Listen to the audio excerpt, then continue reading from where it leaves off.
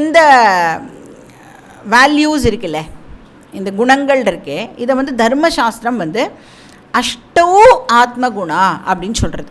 8 குணங்களாக நம்மளோட தர்மசாஸ்திரம் வந்து இதை கிளாஸிஃபை பண்ணுறது. ஸோ இந்த 8 குணங்களை தான் பகவான் என்ன பண்ணியிருக்கார் கீதாவில் 13th சாப்டரில் வந்து 20 வேல்யூஸ் ஆகும், 16th சாப்டரில் வந்து 26 வேல்யூஸ் ஆகும் நம்மளுக்கு வந்து எக்ஸ்பேண்ட் பண்ணி சொல்லியிருக்கார்.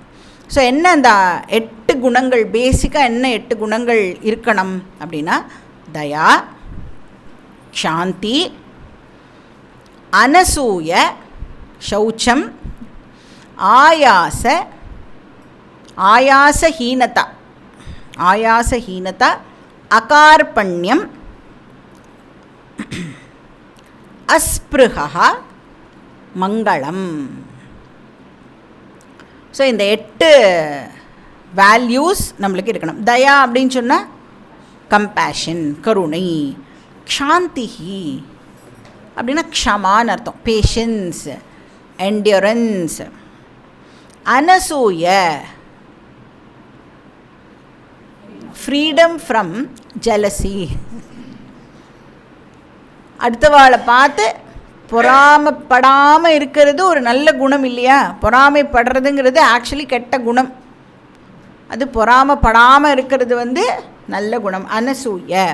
சௌச்சம், cleanliness, both internal and external. ஆயாசஹீனதா அப்படின்னா அனாயாச அப்படின்னு அர்த்தம். அனாயாசன்னு என்ன அர்த்தம்? ரிலாக்ஸ்டாக இருக்கிறது, ஃப்ரீடம் ஃப்ரம் ஸ்ட்ரெஸ் அப்படின்னு அர்த்தம். அப்புறம் அகார்பண்யம். கார்பண்யங்கிற வார்த்தை கேள்விப்பட்டிருக்கோமோ நம்ம? கார்பண்ய தோஷ உபகத ஸ்வபாவா அப்படின்னு பார்த்துருக்கோம். கார்பண்யம் சொன்னால் செல்ஃப் பிட்டி, புலம்பின்ண்டே இருக்கிறது. அப்புறம் மற்றவாளை ப்ளேம் பண்ணுறது. எனக்கு வந்து ஒரு நிலைமை ஏற்பட்டிருக்கும், அந்த நிலைமைக்கு என்ன காரணம்னு சொல்லாமல் மற்றவாளை எல்லாரையும் நான் வந்து காரணமாக சொல்லிகிட்டு இருப்பேன். இப்போ பகவானை திட்டுவேன் மெயினாக. அதாவது ஆல் த டைம் பகவானோட வேலை எனக்கு பிரச்சனை கொடுக்கறது தான் பகவானோட வேலை அப்படின்னு இருக்குல்ல ஒரு தாட், அதுக்கு பேர் கார்பண்யம். அது இல்லாமல் இருக்கணும், அகார்பண்யம்.